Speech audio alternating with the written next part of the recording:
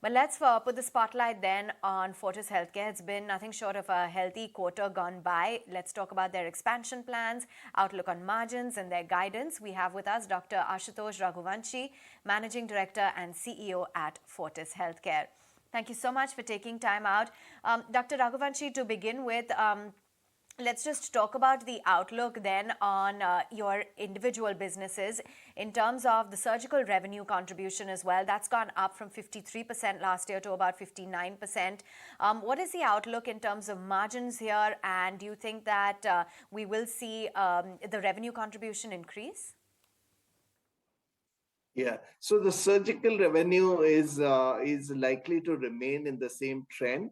But as parallelly, we have seen that our ARPOB growth has also been very healthy. So we expect a margin expansion. We have repeatedly said that we expect to go to a better margin of about 19 to 20% within a year's time. So we certainly expect that the margin will grow from here. I think as far as the case mix, surgical versus non-surgical is concerned, I think this trend will continue, but typically about 40% revenue is likely to come from non-surgical work.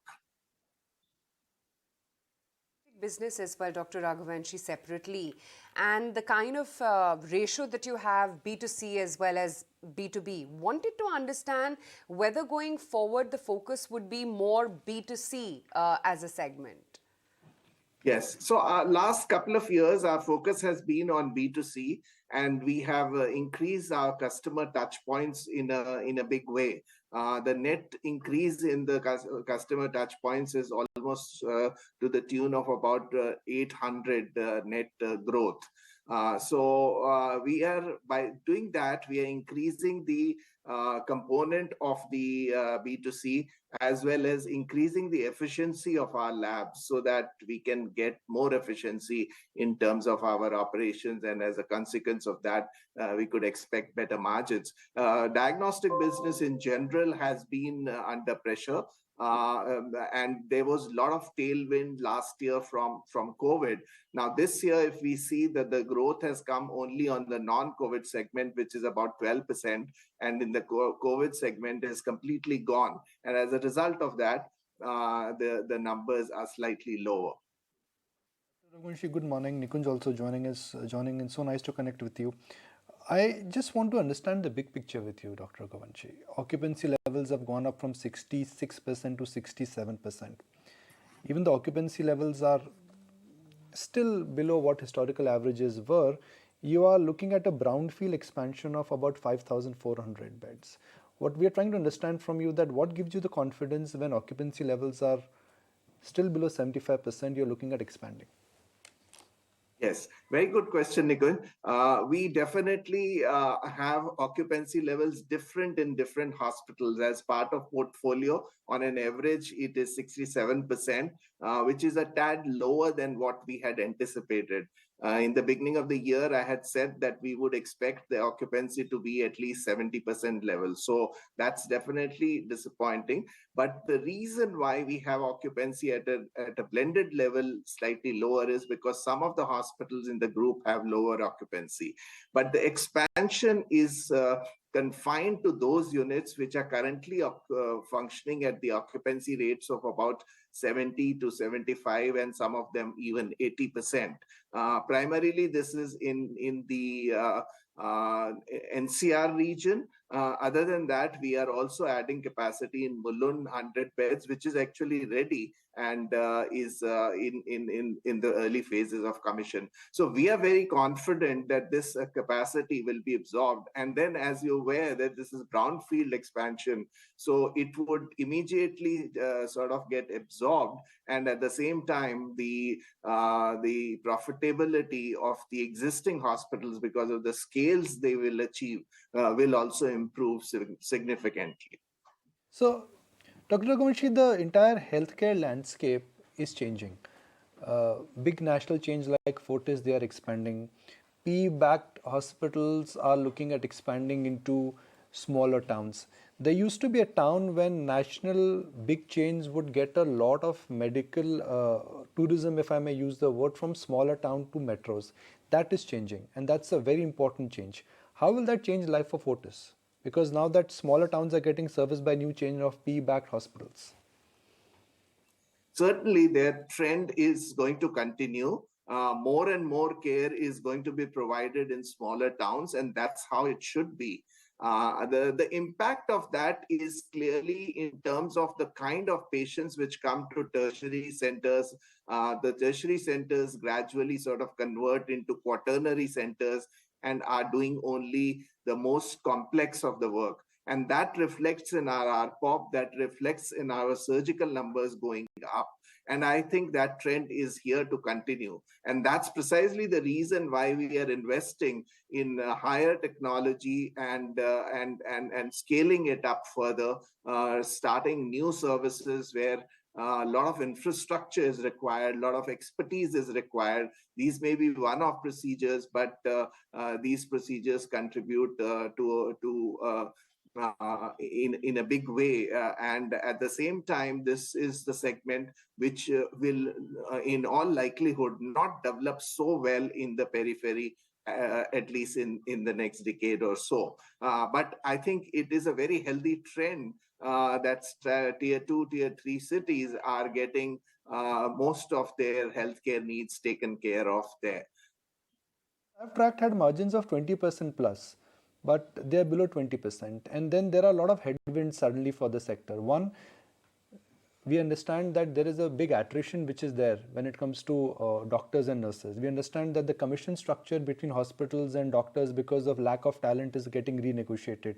Do you think there are some structural manpower related issues which could hit your numbers for FY24 and FY25? I mean, is it similar to what, let's say, IT sector had to face 2 years ago? No, I have a slightly different view on this. You're right that the attrition amongst the nurses is high and is likely to continue in that level. But there are many mitigating steps which we are taking in terms of preparing the nurse practitioners and also giving nurses career pathways which will help us to retain them with us. Like, for example, this year we have sent 18 nurses for a course at the TIS Center for becoming operational leaders. So that encourages nurses to stay with a group like us, and that is what we are doing. As far as physicians are concerned, the larger chains do not find it as challenging as the smaller chains and the smaller towns. So I don't see a challenge over there. Last few years, the medical education reforms have led to a situation where more and more specialists are being produced. And as we go into the future, this problem will become even less. And Nikunj, at the senior level, we have seen very, very low attrition. The admitting doctor level, we have seen an attrition of only about 7%, which is quite satisfactory. When I look at your stock, every time I speak to some investors, they say the following: look, till the time there is no clarity on the court issue, we would refrain from buying into the Fortis stock further. How would you address this? It's a valid concern. You'll appreciate that. It's an absolutely valid concern, and it is very frustrating for us as well. But at the same time, I must say that the investors should look at the performance of the company and how we are not letting those overhangs affect us. And at the moment, we are evaluating various corporate actions which we can undertake. Our belief is that the Supreme Court has removed all those embargoes, and the rest of the corporate actions will follow.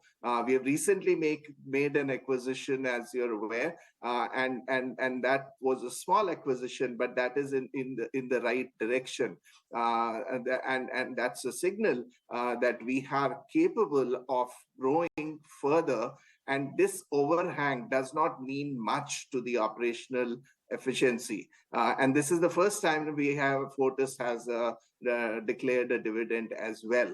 And we expect that we will continue that trend and improve on that as we go in future.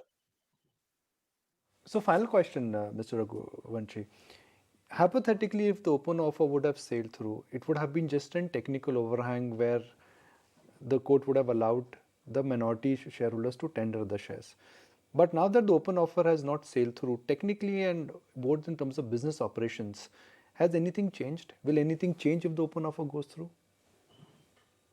The open offer change goes through, the sentiment will change. But as far as the ability of the company to grow and operate is concerned, I think there are no impediments to that.